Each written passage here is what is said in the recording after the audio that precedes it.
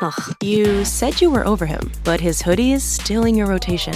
It's time. Grab your phone, snap a few pics, and sell it on Depop. Listed in minutes, with no selling fees. And just like that, a guy 500 miles away just paid full price for your closure. And right on cue. Hey, still got my hoodie? Nope, but I've got tonight's dinner paid for. Start selling on Depop, where taste recognizes taste. List now with no selling fees. Payment processing fees and boosting fees still apply. See website for details.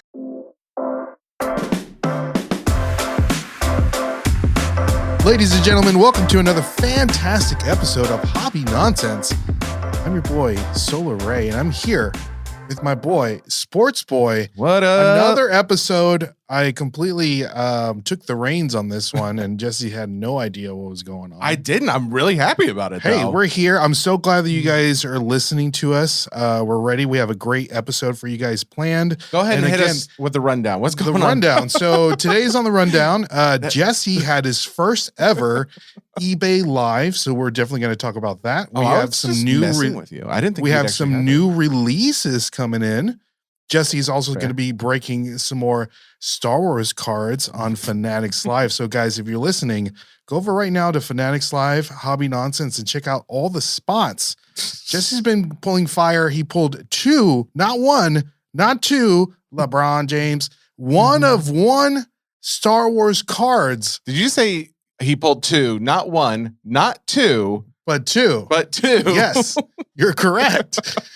But yeah, we have a great show planned for you guys. We're going to talk about Jurassic Park, new Jurassic Park. Yeah, baby. Welcome back to Jurassic Park. Yeah, baby. Mr. Gibson. I love this. And we're going to talk about some more Pokemon news, of course. People that love Pokemon, we're here for it. That was fantastic. That was I honestly thought you were just going to just wing it and just start joking around. But you know Ray what? never wings anything. Here's the thing. You always come prepared, no matter what. I feel like I am more prepared now than I was, and I thought I was going to be opening the show, so that's fantastic. Yeah, the show is great. There are a number of things. We both walked in here today. It's like, I got nothing. And then by the time I got done writing down all my little notes from my screenshots, because I was like, I think I just forget all the little screenshots of things to talk about from 1 week to the next. I have a full page of stuff to talk about, and this includes some of your stuff, maybe not even all of it. So come on, baby. We got a lot to go over. I did want to just mention, I did do the eBay Live. So you were not in eBay. You did not join it? I had some friends yesterday, and we had dinner. They came over. And that's no problem. How did it go? This is the first thing I came in here, and I was like, Jesse, how did your eBay Live show go yesterday? He's like, I don't want to talk about it.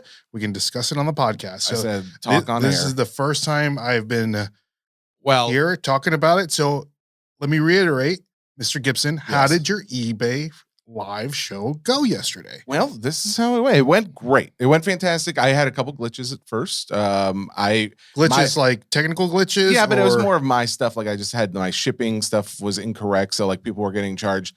Instead of they got $4.99 for the upfront for the first card, and then it was supposed to be 75 cents per card after, and it wasn't doing that. It was charging them $4.99 for each one. But I realized what was it? The category was incorrect, or not the category, but the actual price, the shipping profile. Policy. Yeah, but all that being said, after we got those glitches, it was more of the group. The people in there were a lot of fun. The cards that I had for literally at least a year or something just sitting in my office, I finally got to take out of the bubble wrap and actually list them and look at them. And it was what I found. One, I thought you were in there because there was somebody who came in. Old Sport, I think was his name. Mm-hmm. And he just gave a lot of joking vibes. He listened to the pod and he kept calling you Roy.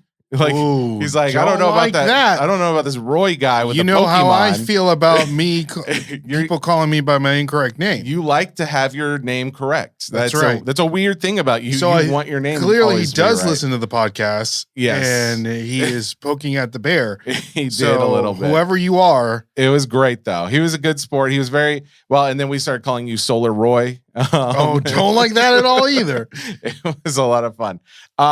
So anyway, it was a great show. and it will be an ongoing thing. Sunday evenings, it will be eBay Live auctions of just singles. So this is something that you're going to be doing consistently going forward. Yeah, and I'm going to ask that you every once in a while get in there and do some Pokemon packs. Yeah, we'll see. Because here's the thing, there were several people asking for Pokemon packs, and I was just like, I can just give you all my Pokemon packs. no, I want you in there because I can't do this every Sunday. I need you. I thought you said you were going to do it consistently every Sunday. I am. I mean, my goal is, but I don't want. Like, I want to have some free time. Like when my daughter, wait, you don't get any free time. So when my daughter, I have something to do with it. You're getting no free time. My daughter heard me say it in the live. I was like, "This is going to be a thing, guys. We're going to do this like each Sunday," and she went to bed immediately. She was like, "Mom, is that true? Like that's what he's planning on doing every Sunday?" And she's like, "Well, yeah, I think that's what he's going to." And she's just like shut down, went to her room, and went to bed. She never does that. So I was just like. I went. How do you think? Afterward. Listen, you can't have. Listen, I am child. You can't have both. You can't have a great life and not have daddy working. You can't have. You can't have both. I think there is a good work-life balance as is, but adding in eBay Live is adding something new, and it is fun too. I will say. The whole auction thing is a different vibe, and I love it. It's a lot of fun. Okay, that was going to be my question, because as someone that does live selling on another platform, whatnot, National Flippers, that's how it is. Auction, started at what you want to sell it at, and then usually to you, different from you waiting for the spots to be filled and then cracking packs, or how did it go? It was like, much faster paced. I mean, I did 104 cards, I think, total. And it was like, it could have all been done in less than probably 2 hours, maybe 3 or something. I think the total time was 4. Almost, it was a little under 4, but you got to get rocking and rolling, baby. Well, because of the little glitches at first, I had to go through and kind of take, it took probably, whereas like each sale would have taken probably less than a minute because it's only 30 seconds. Some of them I had to go a little longer because I had to go in there and update the shipping policy. But all that being said, I am a big proponent of work-life balance, especially when it comes to family time. So that's why Ray will be on there. I'm curious for the people that are listening, because I usually crack packs over and whatnot, but I would love to crack packs over on eBay Live. So if you want to see your boy bring some heat, and maybe we can throw some singles out there, some juicy singles, as I like to call them. You do have a lot of good singles. Quit looking at my fingers when you say that. I can't see your fingers. Put it down in the comments. Just looking at my single digits over here. As a quick tease for this coming Sunday. And then we're going to get into all the other stuff. But the cards I listed last night were all stuff that I had. They were fun, weird. I think the best word is eclectic. Eclectic. It was all kinds of like non-sport fun stuff, but it was also lower grade, so nothing super expensive or anything like that. And not to say this is going to be like a crazy expensive show this coming Sunday, because I mean, there's still not going to be anything over $1,000, but there's going to be a few cards that are over 100, a few cards over a few $100. Starting price. You're starting them at. No. I don't know. I got to talk to Matt, because Funkle is coming out for the show. He's actually going to come to my house and we're going to do this. Do you know this guy personally? I've met him a couple times. Yeah. In person. Yes. Okay. Yeah. He's very funny. He's great. And he has a great collection, but the cards that he's bringing are a ton of like 2024 Topps Chrome Disney. We've got some 2016 Legend of Zelda in here. I'm just going through a few of these. 1982 Disney Tron, 1991 Teenage Mutant Ninja Turtles. We've got, he actually put in some 1979 Topps Rocky cards. We did some of those that night. We've got a number of Star Wars, so Topps Chrome Star Wars cards. We've got 1977 Star Wars, including Goldenrod is going to make an appearance in there. It's a lot of C-3PO card if nobody knows what that is. It is, yes. There's a lot of hotter, newer cards and some vintage stuff in there too. I think he's got stuff even before the 1977. I believe I saw at least one or two. I'll have to find them, but it's going to be a lot of fun. Hopefully you guys can make it again. It's Hobby Nonsense on Fanatics Live. If nothing else, just come for the chat and hanging out. And these are all graded cards, correct? Yeah. That's awesome. So think about that, guys. Like when you're bidding on these cards, think about how much it costs to grade a card. Not only the money aspect, but the time. And so if you see a card that's going for below anything $30, it's a no-brainer. It's a no-brainer. I love how I don't want to sell it. Like I don't want to oversell it because I feel like people don't want to listen to people sell. No, right? but it's true. I'm telling you, I'm giving you guys value in that. Like, think about that, guys. It's gonna, and then not to mention how long it's taking for PSA to get a card back. That's true. If you see a card that's going under $30, and it's an absolute no-brainer. Okay, stop. Now you sound like a salesman. But no, I'm not trying to sell your thing, but I'm trying to give people value. I do understand it because I made the same argument on SEN today, which is funny that you're bringing that up because I made the same case about like the grading, and we've talked about this before too. But I will say, without doing any pumping of the show in the live or anything, there were many cards that sold Jesse over likes comps. to do a lot of pumping. And then there was other cards that did sell under, but it's like on average, I felt like it was still a positive experience. And what was the highest sold card? It was an Aladdin from 2024 Topps Chrome Disney. I just pulled it out because it was like we had already gone through all the cards I had originally listed, and people were like, "Oh, let's do something different or something else." And I was like, "Well, I got this one Disney card that I would move. I regret moving it because that one is one that sold under comps, but it was because I didn't have a room for Disney. I didn't list it as a Disney show, and like it sold for like $80, but I think Raw did like 110. Gotcha. So I'm like, that guy got it because it was a Ace graded card. It wasn't PSA. It was Ace graded, but it was a 10 still. I mean, so yeah, you could take a chance and get graded. It could come back in 9, but if it's Raw, then they still won. Is there a way to do giveaways and stuff on eBay Live? There's a different setup that if you're going to do it, I think you have to give everybody something. Like that's you can't right. Just do, that's right. But there are some things where you can do like sell it for a penny or something. Correct. Like that. That's right. Okay. That's right. All right. Let's jump to actual other things besides plugging a show that I'm doing. Well, and that's plugging a show on Wednesday. No, I will be breaking more Star Wars. But here's the thing. I just want to talk about it for a second.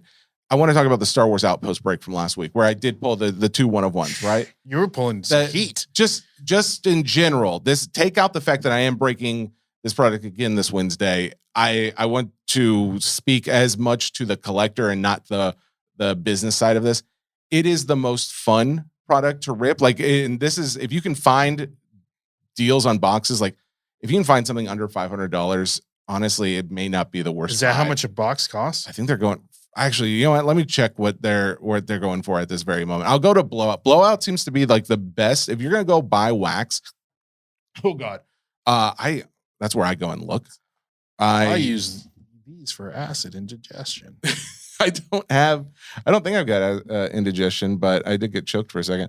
All right, so a box on Blowout of Star Wars Outpost, Smugglers Outpost, is going for $620. So if you can find one like for $500, that's what I'm saying. Like, oh, actually, you know what? Apparently it was $620. Now it's $599. So it's right at $600. But the point I'm making here, the fact that you have like 3 autographs or autograph and 2 sketches, at least 1 on-card auto in every box as well. They're also like, they did this thing, these stellar art cards where they've taken old sketches, like some of the best quality sketches, and then turned them into parallels, but they look cool. So good. Like that's the thing. And it's one of those things where it's like, oh, Galaxy does a lot of original art, and it's like, oh, they've turned sketches into art, which is like, hey, it doesn't like replace the sketch in my mind, but it is still a really cool looking card, and there are parallels of them. But then of course the sketchograph, where you have people signing the actor and actress signing the card. And then on top of that, you still have the stained glass cards that are in there that they have another name, but I can't remember the actual name because everyone's just calling them stained glass. But some stupid name. It's like gilded. No, it's not. It's something weird like that. However, it is a excellent product. I do hate that it has gone up in price so much for the customer. Yeah, that's crazy. But doesn't seem like I haven't heard anybody complaining about it. Mhm. Like, I mean, other than the price, but the product itself, they did such a fine job with it. So all that, I'm not going to even pump the show on Wednesday. Currently listed. I just said I wasn't going to pump. That's I'm asking. Yes, they are listed. Okay. Yes, they are we going to get but like a nice costume on Wednesday, or what? I do have my cloak. I could bring my Jedi cloak out. Well, we need to listen. It's dark enough to where you could be either Jedi or a Sith in that cloak. So I think I'll wear it. I think we need to get you like a full stormtrooper outfit. We need to get you either that or a Mandalorian outfit. We need to upgrade your Star Wars. If you're going to be breaking Star Wars, we need to get you some. I do have several. I bought 2 helmets here. I've got a Luke Skywalker helmet and I've got a Stormtrooper helmet. I just don't have the rest of the outfit.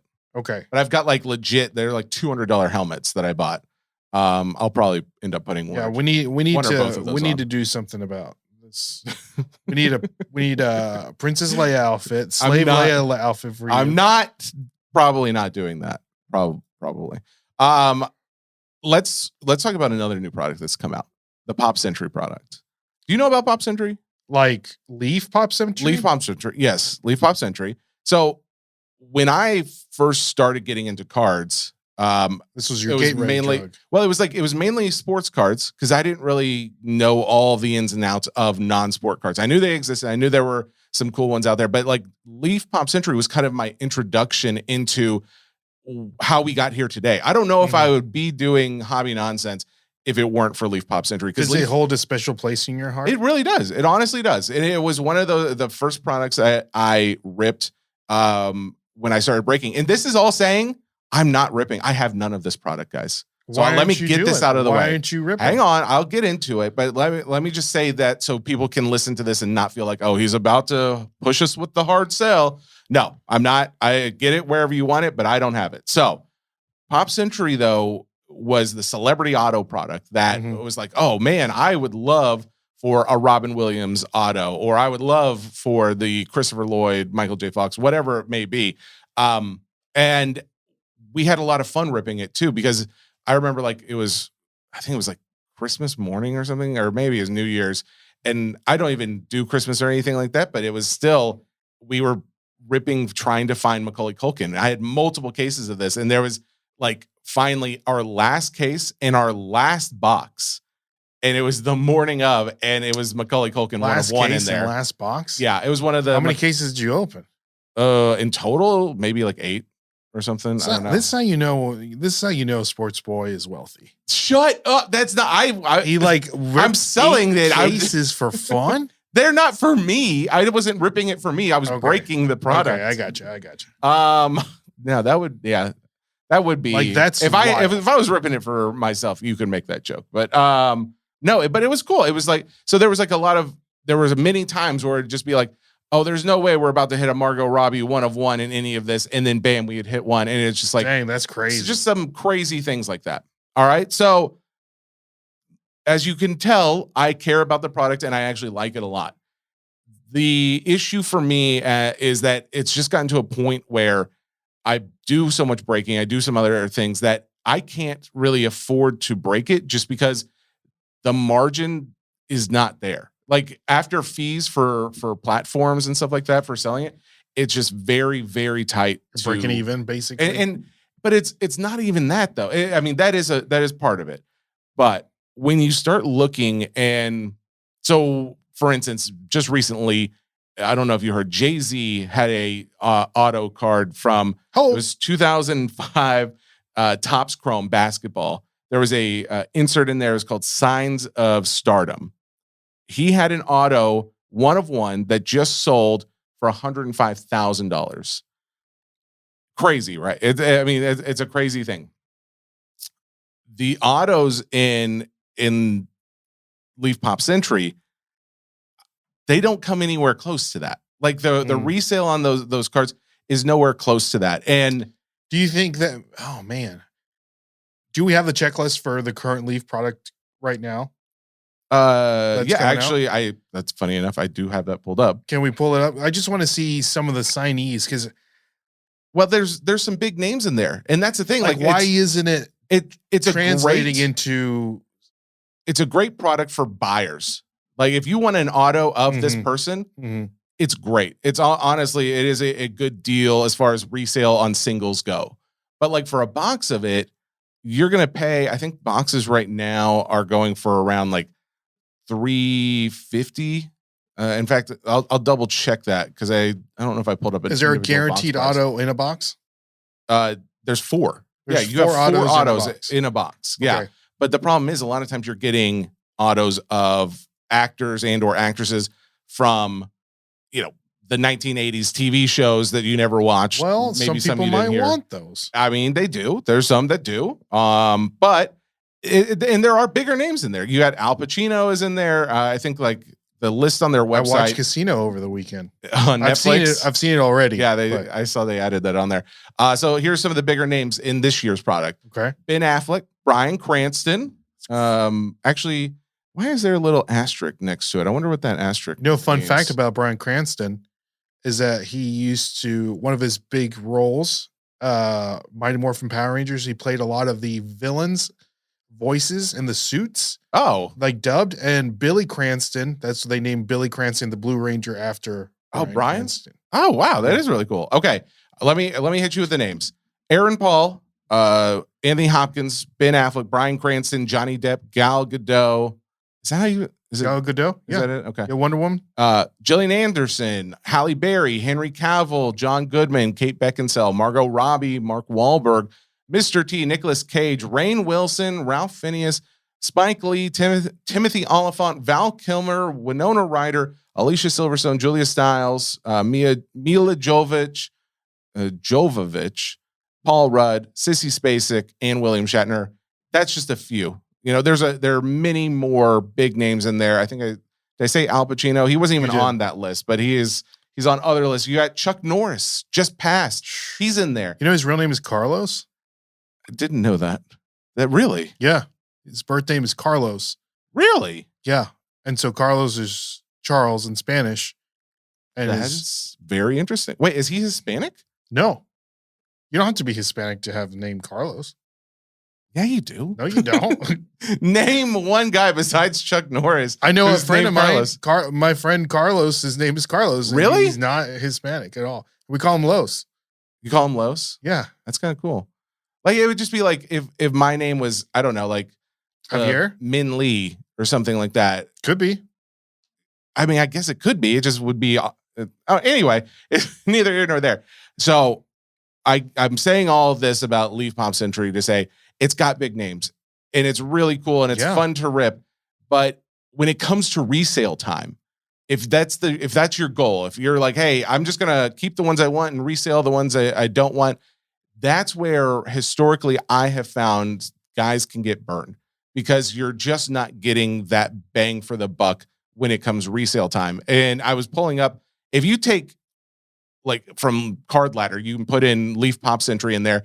If you take Trump out, because Trump has a number of, he signed back in like 2012. And I think we talked about this recently. Like WWE superstar, Hall of Famer. Yeah. Is he President known? Trump? Other than that and an Apprentice, I don't think he's really known for anything else. But yeah. But he has cards that have done some pretty high numbers. And I believe they say he had one into the 6 figures, but I've started to question that. But take Trump out. And then the highest card after that, there's a William Shatner that sold back in 2022 for 10 grand. That's the highest one on here. Britney Spears has one from 2011. Oh, that cool. Sold for 7,500. That sold in 2023 for 7,500. In the last, I'm trying to find anything in the last year since after 2024. There's nothing that's sold above. Oh, hang on. Oh, I was hoping it wasn't going to go. Okay, here we go. 2026 was the last time there was. Oh, that's a case. That's not even that's not even a card. Oh, geez. Okay, hang on. I have to keep going, guys. I'm trying to find the highest card sale since 2025, and finally, December 11th, 2025. Mm-hmm. There was a card that sold for $2,500. So there was just a raw card. That was the last time a card sold for $2,500 since 2024. There are some that sold that high or higher in 2024 and the years prior. But last year, in 2025, that's the highest card sale of one of their cards. It was a 2025 Leaf Pop Century Pearl Triple Auto De Niro Pesci Leota. Oh, that's cool. And that was after Leota passed too. So, and it's the one of one, which of course we all know there are several one of ones. Talking to me. So, all that being said, Leaf Pop Century comes out this week. It comes out this Wednesday. I think that if you are buying because you're a collector and you love celebrity autos or musician autos, whatever you want to call it, I think it's a lot of fun. And I think you'll enjoy a lot of aspects of it. But if you're buying this because you're like, oh, well, I'm going to like look for my guy. But if I don't get my guy, I'm flipping it. I'm selling it. I don't think that's the product for you to be trying to flip. And it is just funny to see how some of the autos, celebrity autos from Topps just seem to have that resale value. And that's where I continue to maintain my attitude of like, if it's not a Topps celebrity non-sport card, I don't know if like the long-term value is there because we're just not seeing it in those other products. Do you think that the reason why there's not a long-term value in these cards is because they're not associated with any kind of IP besides the celebrity itself? Well, in the past, it has been the case because like the photos would be, it'd be some star, but the photo would not match like anything current. It wouldn't look like it wouldn't go along with a movie or anything. It would just be them, just them on the red carpet, or in some cases, just be them like walking down the sidewalk. Some of those photos were very questionable, like paparazzi photos. Like, yeah, that was the level, the quality of some of those photos. I would love, dude. They need better to like lean into that. Well, like the paparazzi photo. Well, okay. I couldn't see what like you're paparazzi, saying. There, like if they wanted to be a little cheeky, they could lean into it. But I see what you're saying. But now, in the last year or so, they have actually moved more towards. I guess they had to get licensing because all those photos they use on the cards. That's a copywritten photo, so they've got to pay for it. So that's why they're typically Getty Images. Yeah, they were trying not to use those, I believe, but they've leaned more into getting those photos, and we're seeing. Even though that makes the card better because you've got like Macaulay Culkin signing and he actually is like dressed up as he was in Home Alone, it's still not doing the kind of resale even with that. So it's like I see this Johnny Depp card as Jack Sparrow on here. His signature is all over the place. I don't even know what this is. Yeah. But I see your point too, where at least they try to get a little bit of the IP in there by using a well-known photo of an actor pertaining to a certain role in a movie. Yeah. So that's all I wanted to say. I just wanted to bring that up. If you are into non-sport cards and celebrity autographs, that is a great product to do it. The wild card product is just basically a ripoff of Pop Century, in my opinion. But who makes wild card? No, Wildcard is the brand, the company name. I don't even remember the name of their version of Pop Century. But yeah. But anyways, there you go. That's Pop Century. Comes out this week. Check it out. This episode is brought to you by Redfin. You're listening to a podcast, which means you're probably multitasking. Maybe even scrolling home listings on Redfin, saving homes without expecting to get them. But Redfin isn't just built for endless browsing. It's built to help you find and own a home. With agents who close twice as many deals, when you find the one, you've got a real shot at getting it. Get started at redfin.com. Own the dream. This is your fix. I'm your host, Stassi Schroeder. Welcome to Tell Me Lies, the official podcast. What's the most unhinged thing of season 3? Steven, because he's so evil. I do think he is misunderstood. You see everyone face consequences. It's intoxicating. The writers just know how to trick you. There's always a twist in this show. Tell Me Lies, the official podcast, January 6th, and stream the new season of Tell Me Lies, January 13th on Hulu and Hulu on Disney+. Jurassic Park. Now did I tell you the story that Sam and I walked down the aisle to that song? People didn't realize it when we did, like the do do do do do do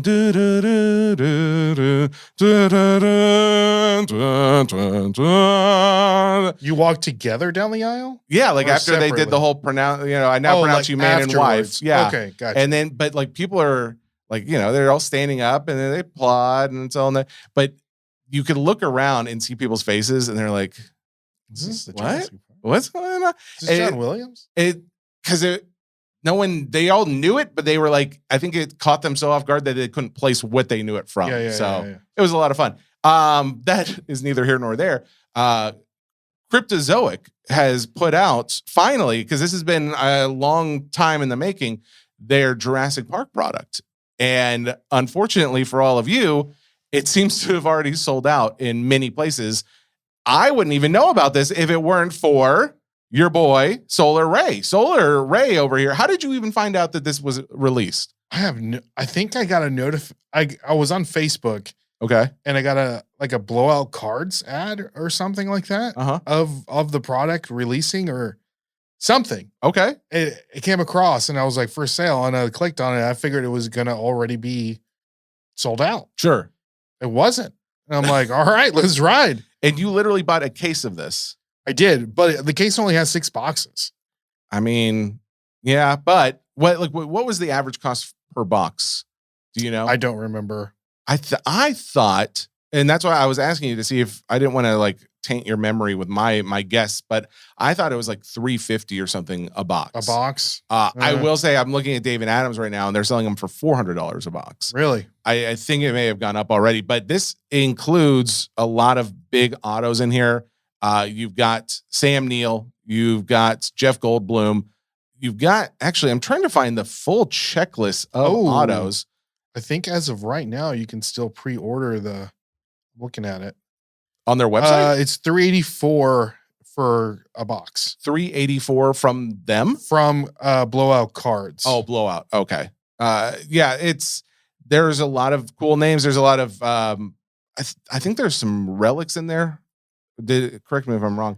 I don't think so. Oh, really? Yeah. Dang it. I don't think I saw so. that. I've been trying to find like more information on this. I will say there's not a lot of really good. Yeah, it's all here and there. It's scattered around. If you go to the Instagram page for Cryptozoic, you can see some of the cards, and there's a little information there.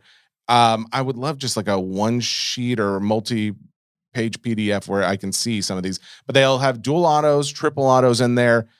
They have got sketches in there. They've got what they call amber cards. They say crafted from foil substrate and acetate to create a shiny translucent card. The autograph cards alone, I think, are going to be the biggest chase, in my opinion. I wish they would have included some fossil cards like Alan and Ginter has done before. And I think that would just kind of added to this whole thing. $399, call it $400 a box. Yeah. It seems a little high. Something that we didn't add on our Instagram posts, and I don't see it mentioned anywhere on Blowout Cards. I might say it on the Cryptozoic's website, but there is dual, triple, and quad autos.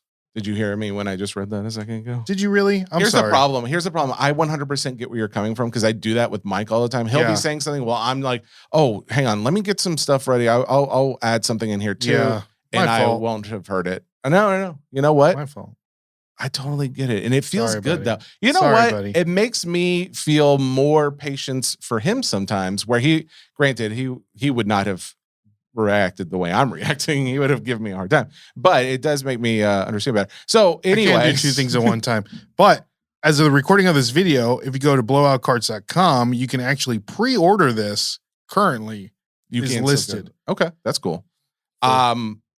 That's a cool thing. That's all I wanted to talk about really is just Jurassic Park. Obviously, again, this is like very much the vibe of Batman the Animated Series. Like it hits that perfect sweet spot of content, like childhood nostalgia, the content that I'm into, and like, oh, it's now on a card, which is what we're all talking about. So, and done well.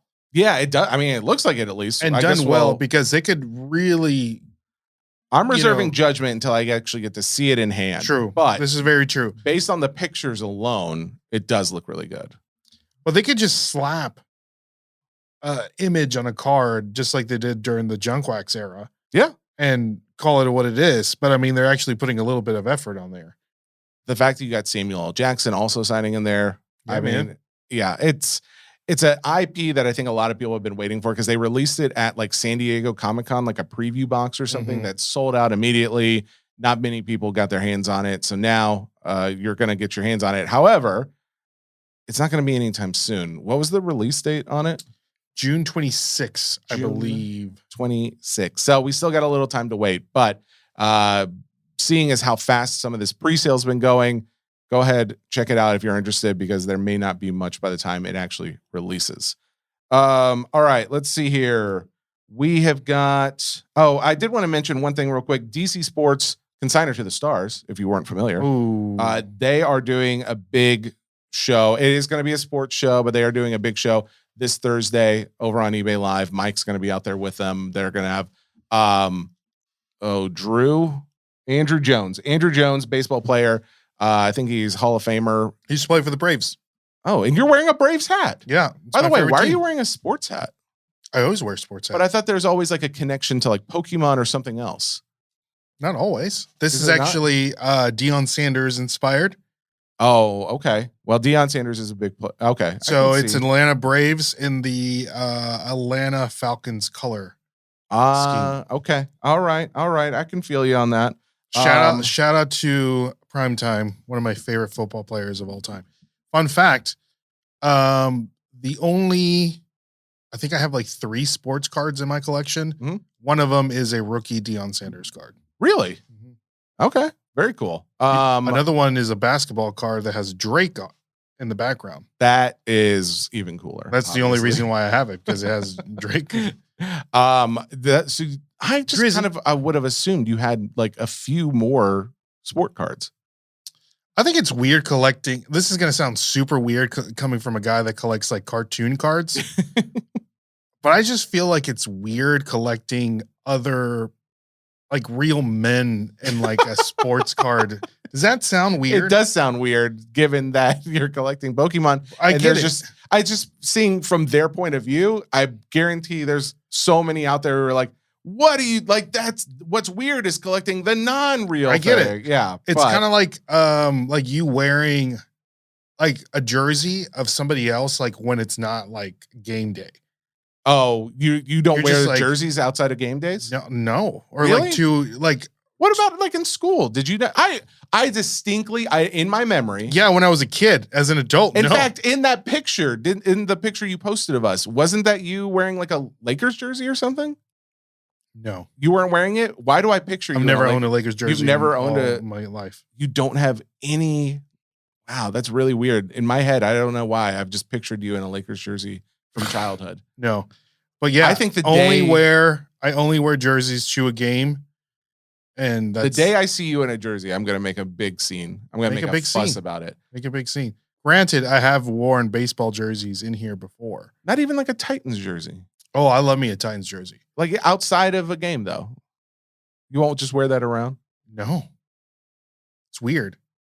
Okay. It's kind of blowing my mind. Sorry, I'm asking a lot of questions. I'm going too deep. Don't you think it's weird? Not really, because I mean, like people are representing like the your same hometown, thing. Or like you'll wear Pokemon shirts, right? Yeah, outside of game day. Stone Cold Steve Austin shirt right now. Exactly. So Ray is the walking conundrum. Yeah, but that's okay. You know what? I appreciate that you have your stance. Everyone's gonna be pulling. Like again, I have worn baseball jerseys in here before. People are gonna go back and check the record. You know what? If you do, you know where you can find some of that on the Hobby Nonsense YouTube channel. Baby. And while you're there, why don't you go ahead and leave a little subscribe? Here's the thing. Maybe a like or two. You're bringing up the YouTube channel. This remaining year going into the summer, we are going to go so hard on the YouTube channel. Yeah, that baby. if you are not already subscribed, you need to. Because you're going to wish you were. Exclusive content. We've already been thinking it out. I just ripped a box of Batman the Animated Series. It's going to go on there. I'm so excited. It's going to be really good. We're going to do a lot of buyer POV videos, a lot of seller POV videos on there. You're going to love it. You're going to love it. You're going to like the way you look. I guarantee it. Oh. See what I did there? That's a little Men's Warehouse for you. Okay. A little like a callback? Yeah. Callback to the conversation we had off air about buying suits. All right. Another product that is coming out. Again, this is not coming out yet. It's going to be similar to Jurassic Park, but you don't have to wait quite as long. And you can go out and buy these packs right now. Right now? Project Hail Mary. Now I'm saying this because I am going to buy, like, I don't know. Is it crazy? Can we explain if they are to the $40 a pack? Is it crazy to say I'm going to buy 5 packs? Can we explain to the listeners that don't know what this is? So give us a little backstory. Yeah. Not everyone's a nerd. Sci-fi like nerd. I love sci-fi. I absolutely love it. Andy Weir is a fantastic author. He wrote Andy Weiner? You've been making a lot of Andy sexual Glizzy. innuendos. I have. I said about, Andy Weir. You're talking about pulling it out. You're talking about what are you talking about? Pump and dumping. So, anyways, Andy Weir is an artist, author. Andy wrote The Martian, which they made into another movie with you got it, with Matt Damon. Very popular movie, and go ahead and say it. I love it. I've seen it multiple times. That is such a good movie, and yet Hail Mary is even better. Especially if you read the book, especially if you have no time to read and you're not listening to a podcast like this, go out and listen to the audiobook because the guy who reads it does such a good job. It's crazy. Hail Mary, Project Hail Mary is, I think, technically maybe the name of this, but the book, Ryan Gosling has portrayed the character from the book so well. They wrote it so well. It is going to be an instant classic. It's going to be a blockbuster, and it will be one of these movies that I think will continue to like grow in popularity over time. Like it will be, I'm not saying it's going to be like the next Back to the Future or anything, but I do think it's going to be one of the bigger sci-fi movies of our era. And there's going to be because of that, there's going to be a lot of demand for different things related to it. In fact, they gave away a pin. I went to see it in IMAX, the 70 millimeter IMAX here locally. Fun fact, most people don't know this. IMAX, unless you're seeing it in 70 millimeter, it's not like the actual IMAX.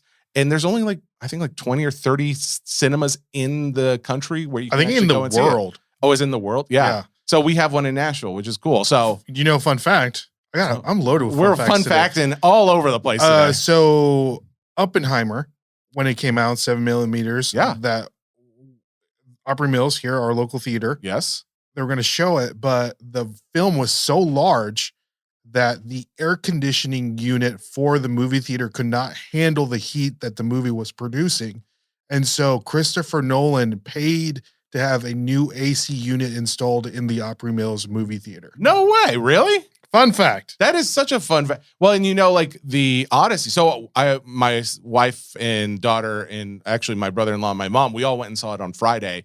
And before it, they showed the Odyssey trailer. It wasn't even a trailer. They showed it like a whole teaser scene. Ooh. It was a scene from where they are going into Trojan Horse. I'm not going to spoil it. Bro, just if watching, you haven't read the Odyssey. I'm just saying, it's such, that scene alone has solidified the fact that I will be going to Opry Mills, to a IMAX theater to see that movie. I saw Oppenheimer at, it's so good. But I digress. Going back to Project Hail Mary, they already have they're giving away pins. Pins are kind of coming back a little bit. There's already the Disney pin collectors out there. Thing. And didn't Disney, the new Disney product, didn't it have an exclusive pin? Oh, there are. Yeah, well, if you can pull one, yes, they do have it in there. But in this, I guess maybe it's only if you went and saw it in IMAX. I don't know for sure, but they were giving away those as well. So I did. It says amaze, amaze, amaze. If you saw the movie, you understand what that means. And so the collectability is what I'm saying. There's already a collectible factor that's being built into this. And now Cardsmiths, they do all of the Bitcoin, the currency, the cryptocurrency cards. They are putting out a Project Hail Mary trading card mini set. It's $40 a pack or a box. I'm not really sure how they're going to send it out. And the pre-order is available until May 1st. It looks like that's when it becomes available. So I'm probably going to get some just because there are parallels. I have not seen anything about autographs. If I got a Ryan Gosling autograph in there, that'd be insane. However, I'm just going to be happy with those cards because as just a fan of the movie and the book, I think it's really cool. So I don't think they're doing a good job publicizing this movie. What? What are you talking about? I have see it heard. I didn't everywhere. even know it was out in movie theaters. It's all about your My algorithm? algorithm. Yeah. Well, it's all about the algorithm. If you don't see my it, it's algorithm because is you're an watching a lot of algorithm. Pokemon. You got a lot of Pokemon stuff in there, bro. You got to make room for a little, give a Little little Ryan room for Gosling. something else. Listen, it's either Pokemon or professional wrestling. WrestleMania season is upon us. We have some So- Topps Chrome coming. We got 2 cases of Chrome and 2 cases of Delight. So I was going to ask you, what is the difference for the listeners and myself? The difference between a Breaker's Delight box and a regular box, hobby box. I'm not going to go into specifics because I don't have it in front of me, but just in general, Mhm. it's fewer cards in a Delight, and it has typically a few more hits. So less bulk, more hits. Yeah. Basically. Yeah, pretty much. Okay. Now, overall, I tend to think not every product, but I think a lot of hobby cases are maybe as good as a Delight case, but a Delight is going to cost a little bit more. However, that's not everybody's thing, and it's not every product. It just kind of depends on how they build it out. Gotcha. So, that being said, Ray's going to be ripping some of that when it I comes. can't wait. WWE April Chrome 15th. time. I think that's right. Something around Tax that day? date. Ooh, would they do that? Yeah, they would do that. I'm sure. Yeah. Everybody getting their refunds. Everyone already got the refunds. People that get refunds Yeah, have already gotten the refunds. I wouldn't know. All the rest of us that have to pay in, we're waiting to the last minute. Jeez, this guy's so rich over here bragging about how he has to pay in all the time. Doesn't feel so good, does it? All right. What do we have? I've got a couple other things. One is Timothy Chalamet is in the Chalamet. TCG news world. I think I stole this story from Collectible Guru on Instagram, which they do such a fine job with that channel. Timothy Chalamet was seen playing in a Yu-Gi-Oh tournament, and like he posed for photos afterward and stuff. I think that's really cool. I think like he's not just out there buying cards; he's out there playing the TCG. I saw another post of Benji from Good Charlotte. So he's one of the main members of Good Charlotte.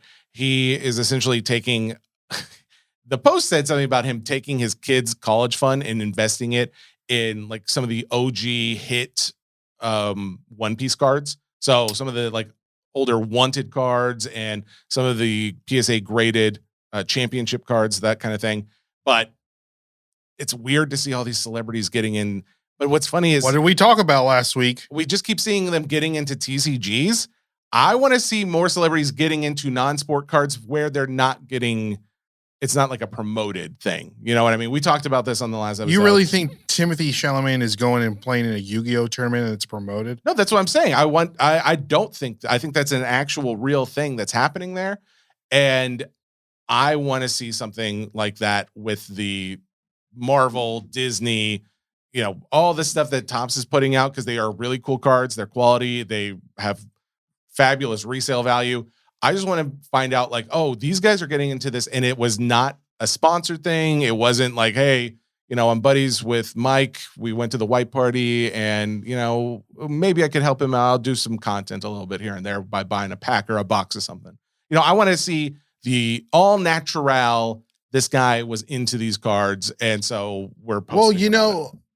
like entertainment cards, they're different than TCG cards. Like TCG cards, especially Yu-Gi-Oh and Pokemon Magic, they've been around for so long. So it's that nostalgia factor that I grew up playing Yu-Gi-Oh. I remember going to these tournaments with my brother or my cousin or my next door neighbor. These entertainment cards, I mean, they're basically kind of new. So It like is a that new nostalgia factor and all this doesn't really exist. It's not saying that they don't like it. It's just, it's a little different. It's funny you say that, because I had this conversation with Funkel, since he like Funkel cards again is That's 3 friend of the times we show. mentioned Funko cards. well, he got on mentioned this. like 20 times in the SCN thing. Like Well, he's here's the coming up thing. a lot. Funko, you're gonna have to send a check. Matt is doing a fantastic job of working his way into all these podcasts without actually being on them. Except Do we need him on? Is So- he gonna be on the pod? are you cool with that if he comes on Monday after the live because he's going to be in town. One day after the live. So after the live on Sunday, since we're doing the eBay live thing and he's already in town. For sure. Yeah. Okay. I wanted to have him in and yeah. So I didn't think third you'd man, care. that'd be great. So as long as he doesn't smell or anything. No, I'm gonna have to. He's I'm already worried about one guy. He works out a lot. He's already worried about one guy. Now I gotta think. Why are you worried? I don't. Do I have a scent? Do I have a bad scent? Listen. Why are you looking? Why are you pausing? Bro, if I have a bad scent and you never said anything and no one else has told me that, I'm going to be so mad. Sometimes that gout be gout. The gout doesn't smell. All right.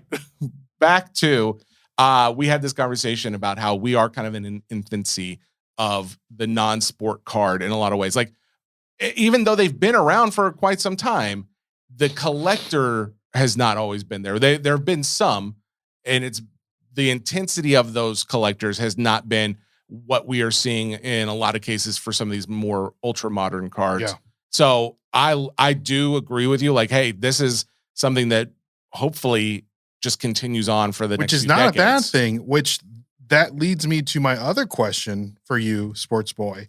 Since this is basically the foundation of these entertainment cards, in your perspective and your opinion, what would be some grails that people can go ahead and purchase?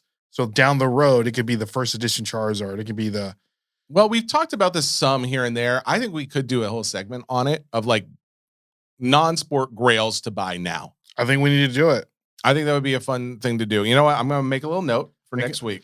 Oh, we can tell our boy Funko Cards to bring some info too. Matt, when you're listening to this, make a note. Make a list. Let's talk Check about it twice. All right. I'm writing the non-sport grails to buy now.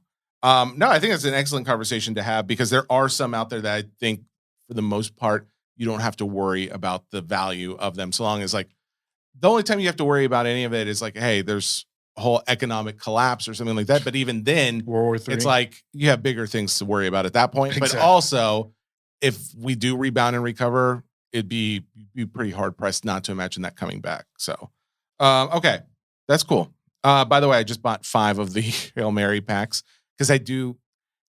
Are they digital packs? I think they're going to be. No, they're physical. No? Yeah, I'll get them in the mail. I do think like that movie's just going to be so popular that there could be some. I think you're drinking a little bit of your own Kool-Aid, but I understand what you're saying. I'm going to rip some. I'll rip probably at least 2, and then I'll probably end up trying to just hold these for a long time. So, all right. Sorry. It's so hard to actually do a podcast when you're writing. Talk about something when you're writing something I'll tell down. You what, if you are going to rip those packs, make sure you record yourself ripping them because unless we use them for content. Yeah. Of course. No duh. Okay, we only have a couple of things. So, what is this Target TCG thing? Oh, baby. If you guys didn't know, Target, man. Target, that's a store. Oh, man. Boy. So Target is doubling down on the hobby, all right? Not any this is super important, so I need you to listen to this, okay? They are announcing plans to significantly expand the in-store space for trading cards and other collectibles as part of their major 2026 growth strategy. All right. Can I ask a question? Why haven't they done that already? Well, I think now that they see the numbers, because they said they're projected to this year. People were shooting other outside of Target. Sales surging in recent years are projecting pushing towards the 1 billion mark. It was annually. Like 2021, and 2022. Collectible cards and driving series to me. I remember seeing news articles about this. Like there were people fighting in the parking lots over cards. You would have thought then it's like, oh yeah, this is a thing. We'll expand a little floor space to actually accommodate some of these people. Well, I'll tell you something else that they're doing. They're not only are they accommodating more floor space, but they're looking to make a full shop within a shop style display in the Target. Really? Yes. Like almost like an LCS type of feel? They're saying retailers are reworking. They're calling it a fan central area and to more permanent high visibility destinations, moving from beyond the old aisles and end caps into full shop in shop style displays with trading cards, sports, pop culture leading the charge. So what do you think about that? You said trading cards. Trading cards, sports, and pop culture. Okay, so they're including TCG in there. Yeah. Well, I mean, they here's didn't the say thing. TC trading card games, but I assume that would obviously include that. Listen, the targets that I've been to. Would you go to some sketchy targets out there? The sketchiest of the targets. The thing, Pokemon's not on the shelf. Yeah. You know what's on the shelf? All the stuff that people don't really buy as much these days, which is sports cards. Exactly. They are loaded with, I will say, when I went the other day and we talked about this, me buying some Pokemon, you proceeded to tell me how I bought the wrong Pokemon. That was mainly what was on the shelves. And granted, a lot of it was Panini stuff. So that is a different story. They're kind of going out of favor, obviously, with the whole rebranding over at Topps. But that does make me think that we're probably going to see these sections that they build out at Target be even more heavily invested into those entertainment and TCG cards while still maintaining probably a similar amount, maybe a little bit more of their sports card stuff. That would be my guess. Yeah. I'm very curious to see this. This is very This interesting. scares me a little bit. You don't like it? I think we're really, the bubble's bubbling. You think so? I think so.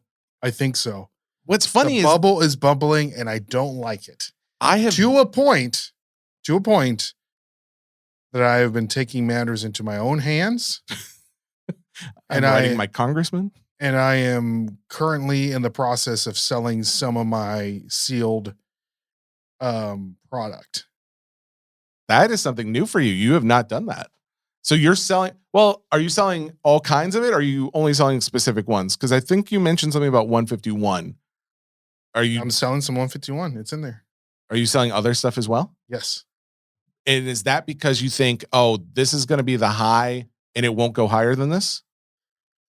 No. I'm not trying to make you make a hard and fast thing. I'm just more curious of like, this is because you think we are at a high and it could drop back down and I could buy it at a lower price and then it could go back up further down the road. Or this is like, is this a high and this will be the high and we're going to see a bubble? I think I feel like this is the high on some of the products. I feel like in the future, especially in the year, I think it'll correct itself to a point to where it'll still be high, but it's not to a point to where it is now. So I'm going to cash out on some of the products and then take that cash and buy something that is a little more investable. Like card wise? Correct. Do you have specific cards in mind? Yes. Are you going to talk about them? You want to me buy to them talk first? about? I can talk about them. Well, I mean, I think that's something that the listener would probably want to know, like what you think is an investable card. But I think if we're already going to talk about that with like the grails of non-sport, we might as well talk about what to buy now for Pokemon as well in next week's episode. Next week, I can give you a little, it's not a lot. I mean, one of the things that I'm looking into that I feel like they're super undervalued. Neo Revelation is the set. So during Neo Revelation, which was still a WotC era, they had these double holo rare cards to where the holo got printed on twice on these cards. And I'm just picking up a couple here and there. They have a Shining Magikarp and a Shining Gyarados. There's also like a Ho-Oh that's errored and Houndoom and a couple others. So I just want to pick some of those up for my collection. And also I want to there is not the black one, but the orange Poncho Charizard Pikachu. Oh, okay. That I want into my collection as well. So you're going to reinvest into those. You're divesting from your wax. Correct. And you're going to go into some singles. Correct. Okay. Well, graded. Sure. Well, and you had mentioned the other day how Grand Slam Collectibles, Nate Burns, great guy, runs a shop down in Murfreesboro that's very popular. He's been for a long time, just like if you've got Pokemon, he's buying. But you said you want to know why? I think there's another reason why there's a bubble. Because of that? Because Nate Burns isn't buying anymore? Because I've called around at several shops and they're scared to take a lot of the product in right now. Well, just to be clear, though, they're scared because they feel like the price is so high that if they buy it at that price, they're not going to be able to make any money on it. Yeah, I get it. Which makes sense. But I mean, like, we're also talking about 151 packs selling for what, $25, you said? Yeah. A pack sells for $25. That is a crazy high amount. So it's like, yeah, I don't know if I would really want to keep holding on to it. I'd rather sell a bunch of it if I could get it at like $15, $20 a pack. Yeah, that seems not like 50%. Yeah, I mean, no one's in the Pokemon world. I don't think that's a big thing. Like in the sports world, I feel like that's a thing where people will buy at 60, 75% at times, Well, who would sell at that price? Well, there are people at card shows who sell at those prices. They're just looking for some cash, a quick flip, or whatever the case may be. I don't often hear those stories as much with Pokemon. Maybe I'm wrong, but not that low of a percentage. Okay. I know that 70% would probably be like the lowest, and that's like really like that's scraping the bottom of the barrel kind of thing. Okay. So it's an interesting take. I do appreciate it because I'm still sitting on like a number of like boxes and stuff that I got from Sam's Club or Costco and stuff, or there's some that I'm like, oh, I have ripped some of them myself. Yeah. But the stuff I've held back on, I'm like, well, do I sell or do I need to go ahead and just put it in a closet and forget about it? So, you're on the side of selling now. It depends on what you have. Not saying that like I didn't sell all my 151 stuff. I'm selling some of it. Okay. By the way, remember a few weeks ago? By the way, a few weeks ago, we were talking about the Pokemon, the 1996 card-ass Pokemon, the Japanese. The rookie cards? The Bandai. Yeah. Yeah. I had gone out and I bought some. Yeah. Right after that, right? I talked about that. I bought a Charizard. In fact, hang on. The green or the red? I bought a red one. Okay. So did it come in?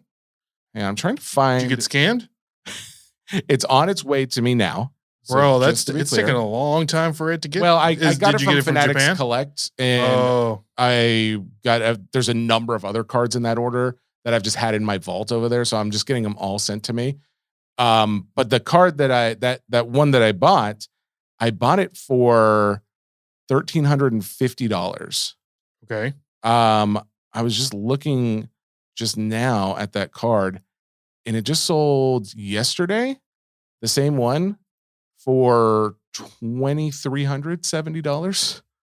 Like in the last few weeks or month, I guess it's been a month almost. It's gone up like almost $800. Yeah. Do I sell that now? No. You don't think so? Not something that they're not making anymore, and something that's so rare. Well, you made such a good point when you were talking about it, because we were talked about how the tin of that card had recently sold for like $30,000. Yeah. It sold for $30,000, but the nines were only going for like $1,000, or like when I bought it at whatever I said, $1,300, that was still kind of high at that time, because the last few had sold for about $1,100 or something like that. And I was like, you know what? I'll pay a few extra bucks to get this thing. But it made so much sense that if a 10 was going for 30, I was like, this thing's got to go up in value. And already it's going up. So because once people get priced out of the 10, they're naturally going to go down. Yeah. And if it's we talked a little bit about this earlier, and this is going to be my buying play going forward, especially if we're going to be selling at more card shows. And I hate to actually say this out loud, but I want to be able to give a lot of people a lot of value. There's a lot of arbitrage that you can do within the card space, and I don't think people are taking advantage of.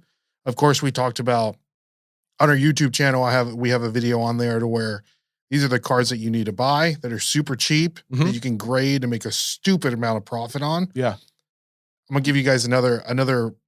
What are we calling these? Raised tips? Raised fancy tips. Raised fancy tip. Raised fancy tip of the day. All right. Go on eBay. Done. Look at your graded cards, PSA graded cards of what card that you want in a raw value, and buy a 7. Buy a 7. Buy a PSA 7. What? Don't buy the raw value, because usually the PSA 7, if you look at the PSA slab, PSA 7 is still a near mint card. Okay. There's nothing wrong with the card. It's usually a little off-centered, front and back Maybe or edges or whatever. something. The edges, it's still a near mint card. But usually when you look at a PSA 7, they are cheaper than you going and buying a raw value card. Now, the reason why I say that, if you go to any of these card shows and you see a raw card of a really expensive card, a vendor is not going to put a card that they think is going to get a PSA 10 in their case. Yeah. They have already looked at it and possibly have went to go and grade it if they think it's going to be a PSA 10. What you're saying though is something that I think is pretty hard to find, is many modern PSA 7 cards. Like I don't know how many people are getting and then keeping them, because I think most people That's know. what I'm saying. Yeah, agreed. But I think most people know, like, oh, if I got a PSA 7, I'm just going to crack it and try and just sell it raw. But I don't think a lot of people know that. I don't think a lot of people know that the price difference between the two are. Well, especially because there's so many people that are coming in new into the space. People don't know how to look for things to grade. Okay. Like they're going to send it in. They're thinking they're going to get a PSA 10 and it comes back a 7. It happens all the time. So you're not going to a card shop. You're not going to a dealer's table where they're probably doing this, but you may see somebody at a show who's like new to the hobby. Maybe they're just trying to flip something and you can try and do a deal with them. So what you're saying is this is how you take advantage of the noobs. No. I almost got him to say yes. He wanted to say yes. No, not at all. You could. This is how you can take advantage of people that are not educated within the hobby. Okay, here's the thing. I am all for you not saying that out loud, because it is one of those things. Because you don't have to be noob. You don't have to be noob. Hey, buyer beware. You can be a person that's been in this and they're not aware that a PSA 7 is still a near mint copy of a card that usually is cheaper than an ungraded copy of the card. Okay. I bet you. Okay. So there's a show here in Nashville at the end of May. Yes. I don't know if we're going to vend or whatever, but regardless, Yes, we need to go together and we need to buy some product. Yeah. I can guarantee you that I can go around these tables, find a PSA 7, pay near to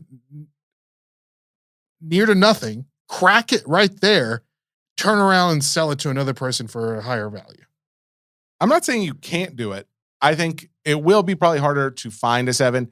And I think the bigger problem, just is it a kid that comes up to you who has a 7 and like, hey, it doesn't matter.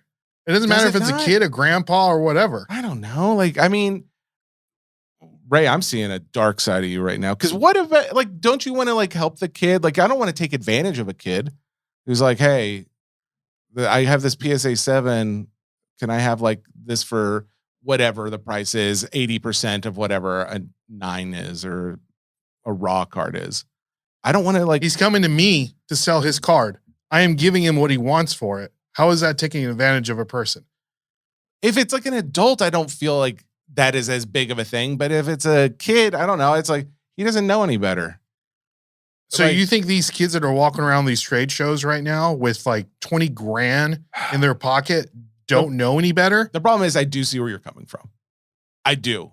I'm just saying from a podcasting point of view, like saying it out loud for the public to hear, I think you're going to probably get a lot of comments of, oh, wow, Ray's taking advantage of these kids. I think you're steering this conversation into a point to where I'm taking advantage of kids.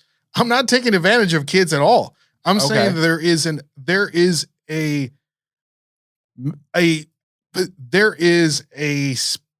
position, or there is a availability of you to be able to make money, and an arbitrization of you buying a PSA 7 and selling it for a raw value, which usually costs more than the PSA 7.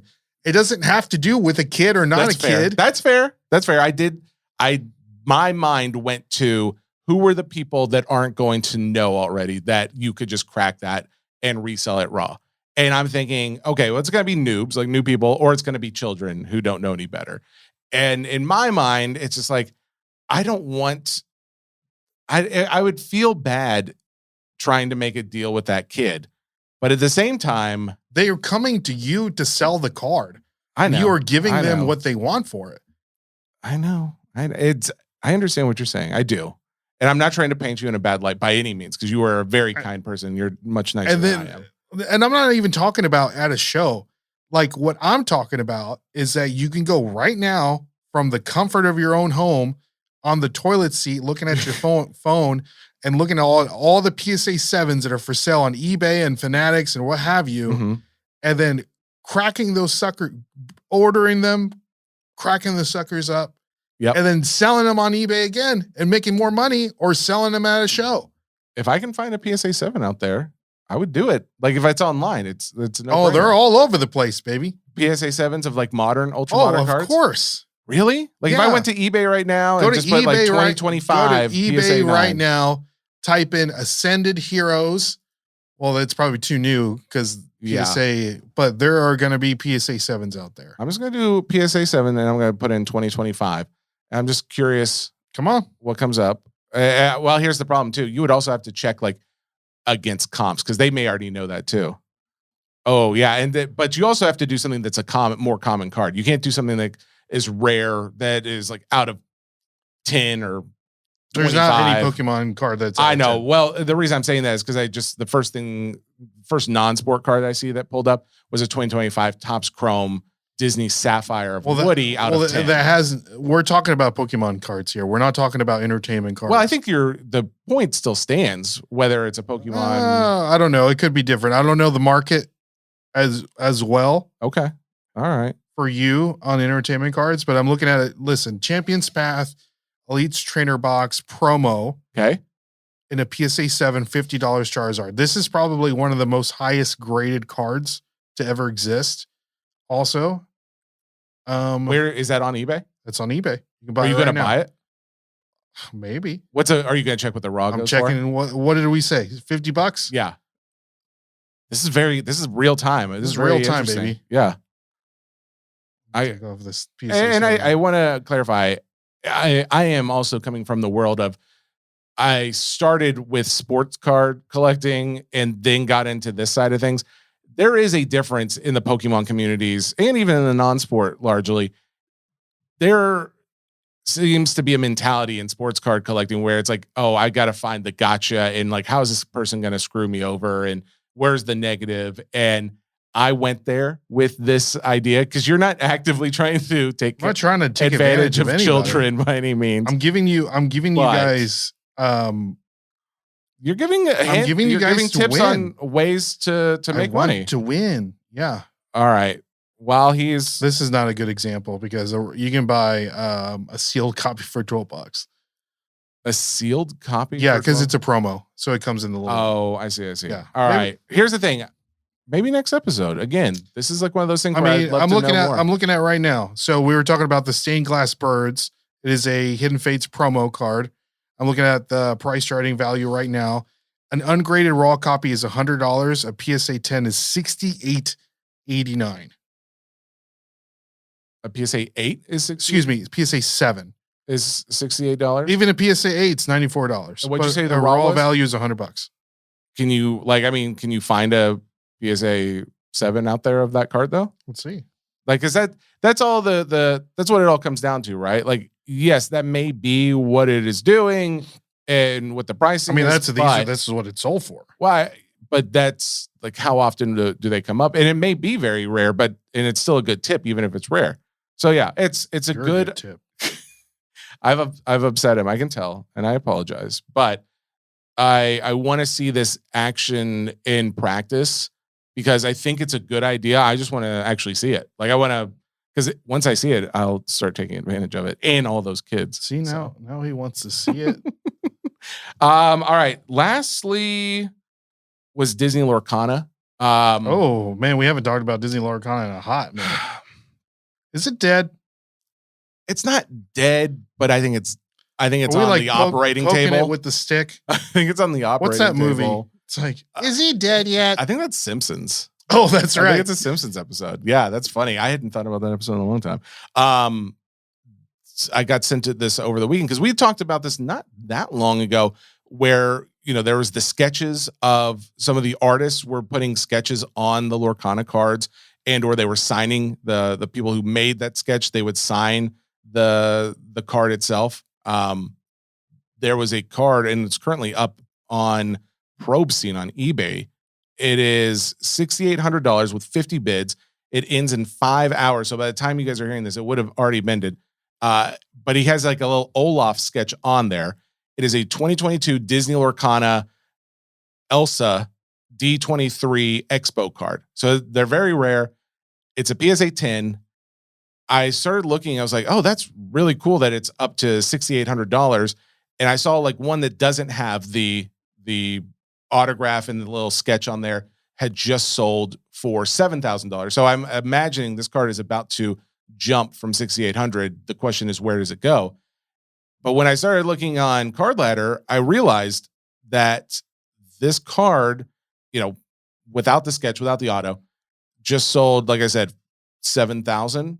But a few days ago, the same card sold for $6,350, and it's been down as low as like 6,000 just a month ago.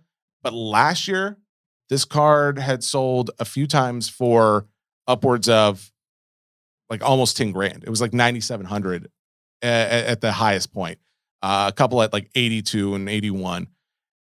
I don't know. Like once a card during a boom is still lower than what it was a year ago. Like I feel like if you're not higher than where you were a year ago, it's because there's not as many people that are holding out as much hope in that IP.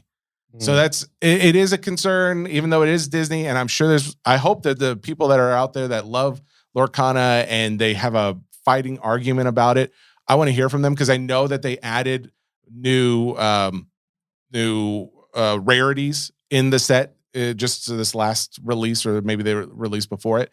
So they're trying. I can feel like the game designers are trying to make this more collectible in some sense. But yeah, I'm questioning where we're going with Lorcana when we see, some of these pieces that are not hitting the same kind of records when we are in a record-setting market right now.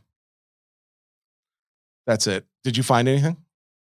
I feel like I need 2 screens, but I know for a fact. And do you got a Card Ladder pull up over there, young man? Yeah. Look up the Phantasmal Flames Charizard, the SIR, for me, will you? I will. So the reason why I'm having Jesse to pull this up, I believe that that card currently is close to hitting like $1,000, if I'm not mistaken. Crap. There was a black label of that card that just sold for $52,000 a week ago. How did I not see that? $52,000 for a Phantasmal Flames SIR Mega Charizard. It is a black label. But 52,000, that is... It is an incredible artwork. It's cool artwork. $52,000 worth of artwork, apparently. All right, so what did you want to know? What is that card going for? Give me the raw value on that card. A raw... Por favor. A raw card. If it's a... Ungraded. If it's a CGC, is that the... No, we're not talking about CGC. I'm trying to find no grade. Ooh, I might just have to do like the old trick, minus PSA, minus BGS. What in the world? Minus, because they're all graded. Minus CG. Oh, you know why they're all graded? Because I have them in order of pricing. So it's got price highest. So, all right, let's do this. Date sold. All right, here we go. Raw just sold as of today, $1,000. $1,000. Dang, dude. I'm ripping my Phantasmal Flame packs when I get home. Listen, dude, I've ripped so many, and I have yet to pull that Charizard. Jeez. 1,000? Yep. I'm looking to see. Are you looking for a PSA 7? Yep. I'm looking for a PSA 7. I can just tell you if there's any that have sold. Yeah.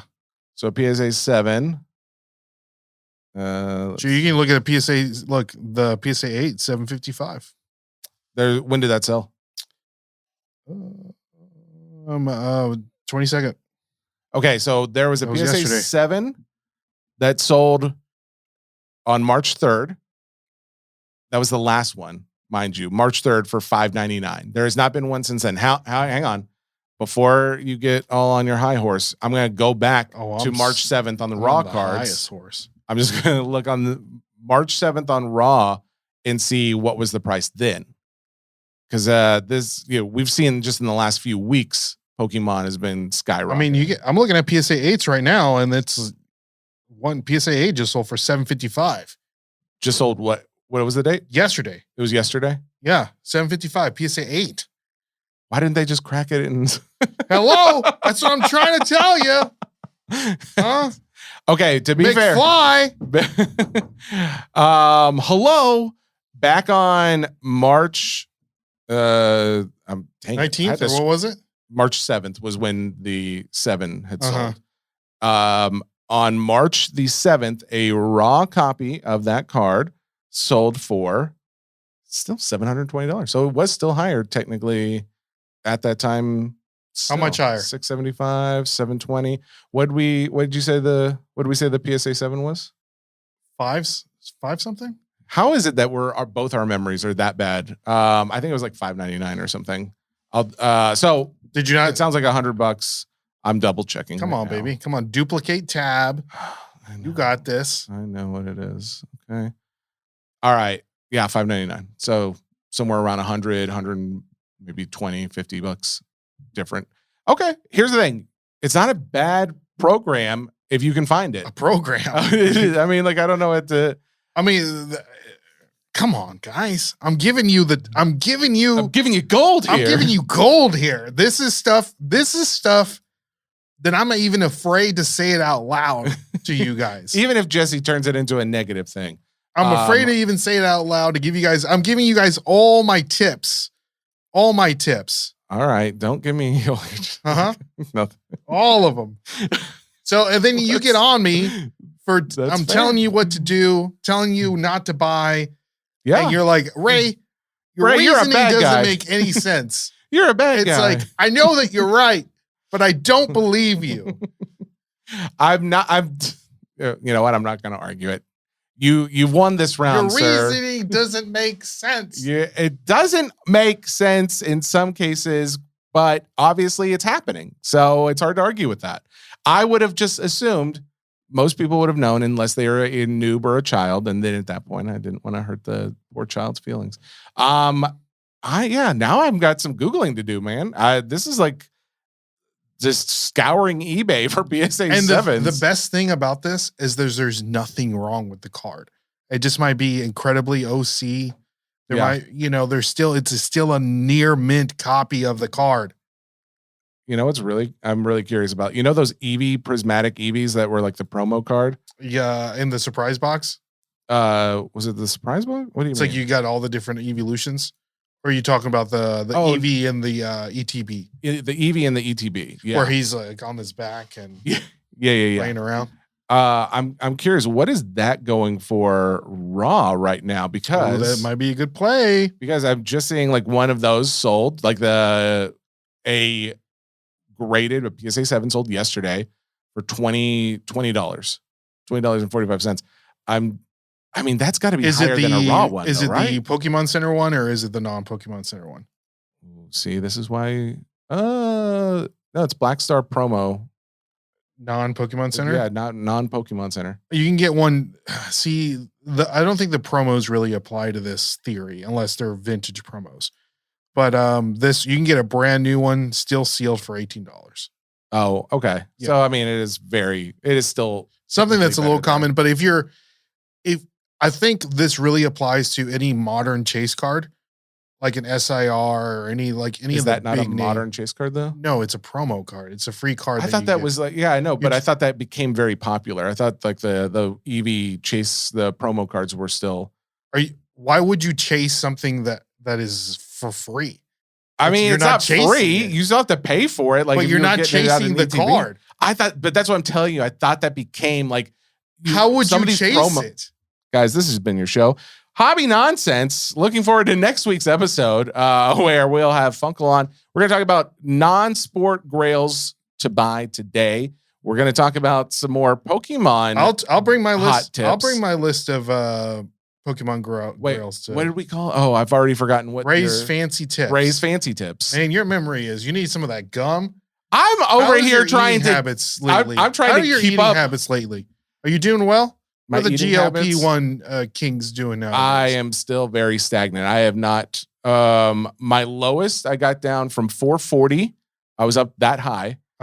And I got all the way down to 388 at one point. Okay. Late last year. And I am currently at 398. So I'm actually up 10 pounds after going on that trip. Like I didn't actually take my meds over there. And I was just like, bro. Well, I don't know. I didn't want to be like, I'm going on a European vacation. It's like, I didn't want to just be like, oh, I'll have a bite. Oh, I'm done. I wanted to actually enjoy some other stuff. So all that being said, drinking all that heavy beer. I was actually over. I had bumped myself back over 400, and now I'm back down. Bro, we need to watch. So your weight really fluctuates a lot. I'm telling you, a good fibrous, morning, and I am like down 5 to 10 pounds. Jeez, I'm just. There's a lot going through this body. This has been a very interesting podcast. It's been a very. You always get me going. You know what? You know that's good. What it is. You need to be You're got always going. Getting me going. Your goat needs to be got, and we got it today, and I'm happy about it. Tune in next week. Thank you all for listening. If you haven't already, it's always appreciated if you follow us on socials or leave a comment or anything like that. But nonetheless, we just appreciate you guys. We appreciate you guys. I want to know, if you're listening to this, any guests that you think that would make a great guest on the podcast, put down your suggestions down below. Also, or wherever. If you want us to cut the banter, if you feel like, I feel like it's appropriate amount. I've had a lot of fun this episode. Just give us a suggestions. If you have a suggestion of anything, just say it. What do you think? Like, it's just suggestion of banter? Play the music. Play us out. Goodbye. See y'all.